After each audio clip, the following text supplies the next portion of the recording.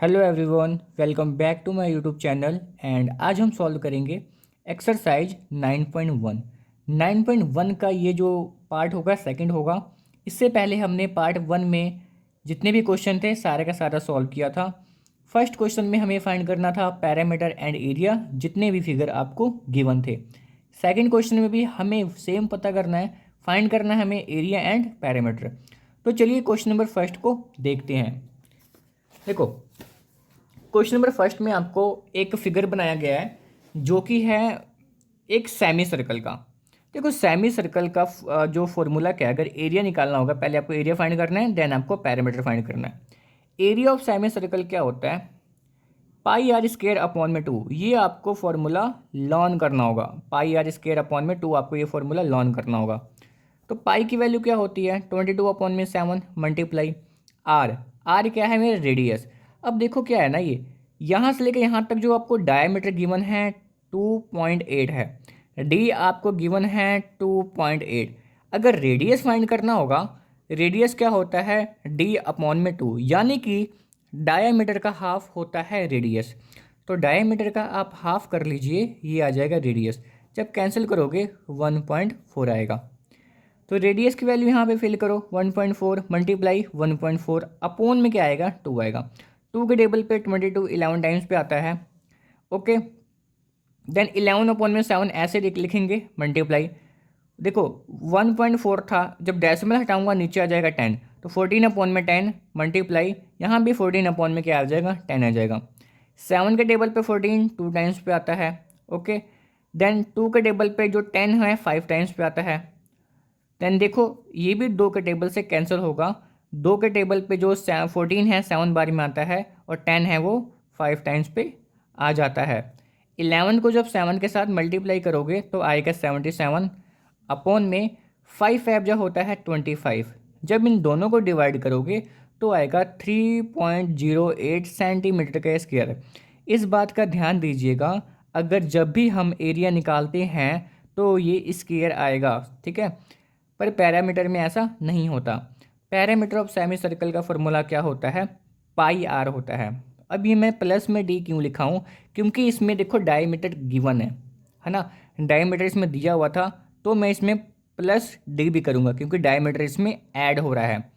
आगे जाके देखना, अभी एक कॉन्सेप्ट क्लियर होगा। ये देखो डी ऐड हो रहा है ना, तो इसलिए मैं इसमें डी प्लस कर रहा हूँ। तो पाई आर के का तो एरिया मतलब पैरामीटर ऑफ सेमी सर्कल होता है। प्लस डी क्यों लिख रहा हूँ? क्योंकि इसमें डायमीटर भी दिया हुआ था, इसलिए मैं उसमें डी प्लस करूँगा। तो पाई की वैल्यू 22/7 मल्टीप्लाई रेडियस आप लिख लो सीधा 14/10 प्लस में डी की वैल्यू गिवन था 2.8। 2 के टेबल पे ये जो जाएगा नहीं, 7 के टेबल पे 14 2 टाइम्स पे जाएगा, एंड 2 के टेबल पे 10 5 टाइम्स पे जाएगा। 22 अपॉन में 5 का 5 प्लस का प्लस। अब इस जब इसको डेसिमल हटाओगे अपॉन में क्या आ जाएगा? 10 आ जाएगा। तो 28 अपॉन में मैंने 10 लिख दिया। देखो, अब इसको 2 के टेबल से कैंसिल करोगे, ये 5 टाइम्स पे जाएगा और ये जाएगा 14 टाइम्स पे। तो क्या बचा? 22/5 प्लस 14/5, ये मैंने यहाँ पे साइड में लिख लिया। अब निकालेंगे एलसीएम। जब डिनोमिनेटर सेम होता है तो एलसीएम भी सेम आएगा, एंड ऊपर वाली वैल्यू जैसी थी वैसी इसको हम ऐड कर देंगे, तो आएगा 36/5। जब दोनों को डिवाइड करोगे तो 7.2 इसका सेंटीमीटर इसका आंसर आ जाएगा। ये आपका हो गया यहाँ तक आंसर। इसके बाद आपको कुछ ऐसा फिगर बनाया हुआ था, इसका हमें एरिया फाइंड करना है। देखो, ये जो शेडेड एरिया है ना, जो मतलब जिस पे मैं लाइन पा रहा हूँ, इसका मुझे एरिया फाइंड करना है। तो मैं क्या करूँगा, ये आपको रिटेंगल दिख रहा होगा है ना, ये रिटेंगल आपको दिख रहा होगा। रिटेंगल में से अगर मैं सेमी सर्कल को माइनस कर दूंगा तो मुझे ये अंदर वाला एरिया आ जाएगा। चलिए फिर फाइंड करते हैं। एरिया निकालना था मेरे को। मैं एरिया ऑफ रेक्टेंगल में से क्या माइनस कर दूंगा? Area of semi circle minus कर दूंगा। एरिया ऑफ रेक्टेंगल का फॉर्मूला होता है लेंथ मल्टीप्लाई ब्रेथ, माइनस करूंगा। एरिया ऑफ सेमी सर्कल का फॉर्मूला होता है पाई आर का स्क्वायर अपॉन में 2 होता है। लेंथ की वैल्यू गिवन थी, ब्रेथ की वैल्यू गिवन है। माइनस पाई की वैल्यू होती है 22/7 मल्टीप्लाई रेडियस। कहते कैसे फाइंड करेंगे? देखो, यहाँ से लेकर यहाँ तक का डायमीटर दिया है 14, तो रेडियस हो जाएगा 7, बिल्कुल इसका हाफ। 7 मल्टीप्लाई 7 अपॉन में 2।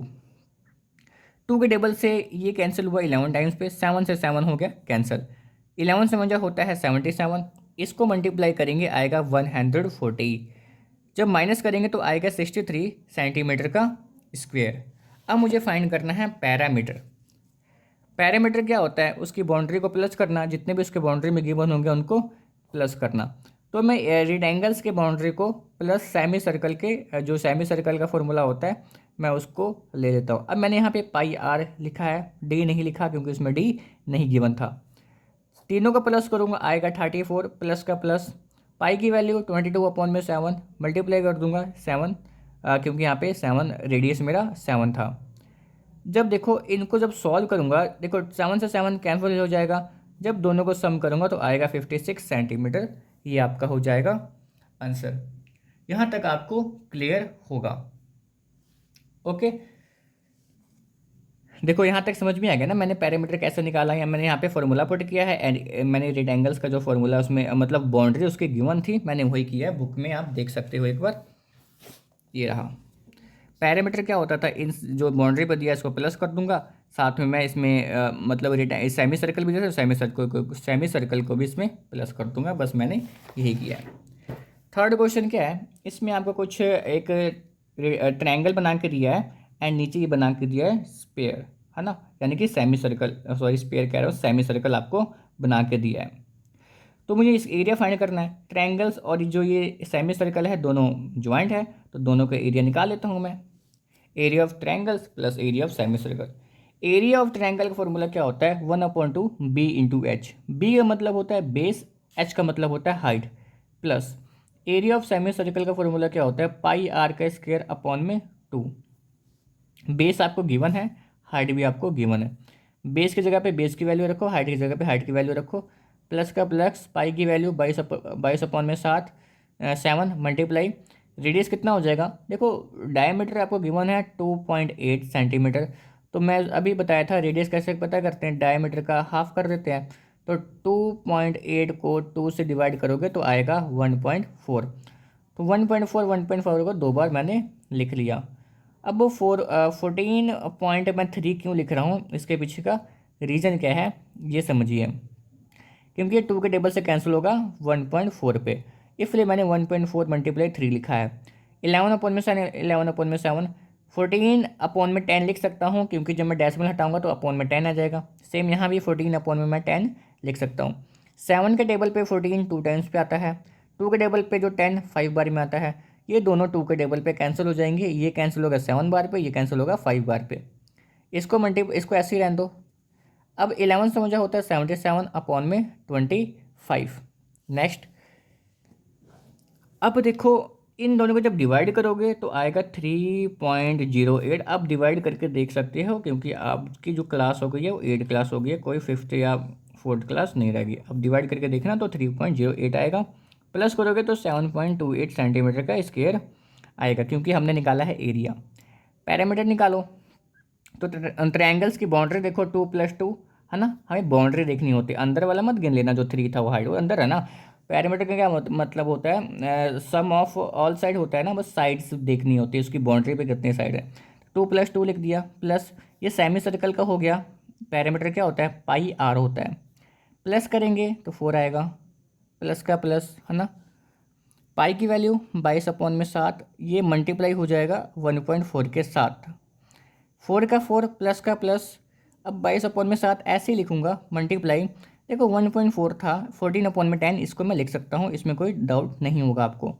7 के टेबल पे 14 2 टाइम्स पे आता है, 2 के टेबल पे 10 5 बार में आता है। अब क्या करेंगे, अब इसको करेंगे सॉल्व। 4 का 4 प्लस का प्लस, 22 का 22 अपॉन में 5 ऐसे ही रहेगा। एलसीएम लेंगे तो आएगा 5, 5 को 4 से मल्टीप्लाई कर दो 20 आ जाएगा। यहाँ पे कुछ नहीं है तो 1 लगाओ, 22 को 1 से करोगे 22 आएगा। सम करोगे आएगा 42 अपॉन में 5, डिवाइड करोगे तो आएगा 8.4 सेंटीमीटर, इसका आंसर आ जाएगा। तो ये था ओवरऑल आपका जो पार्ट 2। देन इसके बाद करेंगे, इसके बाद के जो सारे पार्ट है ईजी हैं एंड काफ़ी ज़्यादा मतलब कम टाइम लगेगा। इसके बाद सारे के सारे पार्ट सॉल्व करेंगे। हाँ, एंड इससे पहले मैंने लास्ट ईयर क्या किया था, ऑल चैप्टर के मतलब जितने भी आपके पोलिस्टार में मैथ के क्वेश्चन स्पेशली गिवन थे, मैंने उन सभी को सॉल्व कराया था। और अगर आप अपनी रिविजन्स पहले स्टार्ट करना चाहते हो, अगर आपने सारा चैप्टर रिवाइज कर लिया है, तो पोलिस्टार का क्वेश्चन जरूर लगाइएगा। एमसीक्यू कुछ भी है, सारा कुछ है। मैंने ये भी बताया है कि एग्जाम्पल के कौन कौन से क्वेश्चन इंपॉर्टेंट होते हैं। एग्जाम्पल के भी क्वेश्चन आते हैं, मतलब लास्ट टाइम भी आए थे और अब की बार भी आएगा, ठीक है। फिर बाद में ये होता है कि ये क्वेश्चन आउट ऑफ सिलेबस था। आउट ऑफ सिलेबस कुछ नहीं होता है, सारे का सारा बुक के अंदर से ही होता है। बस आप क्या करते हो कि एक्सरसाइज के तो सारा क्वेश्चन करके जाते हो, एंड जो एग्जाम्पल के क्वेश्चन एटलीस्ट जो पोलिस्टार में गिवन होते हैं आप उसको देखते भी नहीं हो, इसीलिए एग्जाम्पल के भी क्वेश्चन इंपॉर्टेंट वाले करने हैं। सो मिलते हैं इसके नेक्स्ट वीडियो में। So thank you for watching my video. Thank you.